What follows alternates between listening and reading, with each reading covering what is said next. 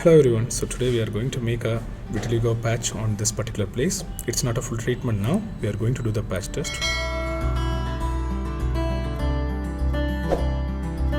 Patch test has been done, we are planned to proceed with the remaining places of the body.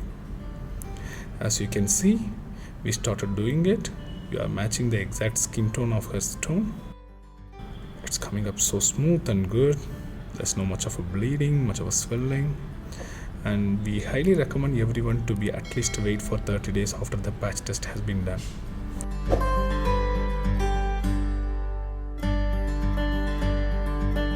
Because if you did not give the at least 30 days for that to heal, then it will not going to give you the proper output. So we recommend you to be wait at least for 30 days.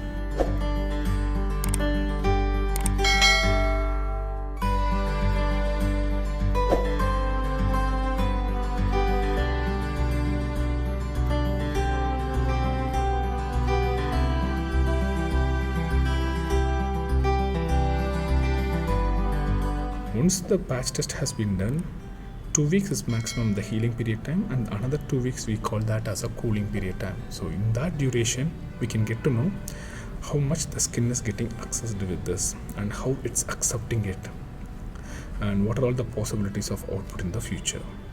So in that way, we can get to know very clearly how this is going to be turns and how it's going to come, and we can strongly go ahead and proceed with the remaining places of the body.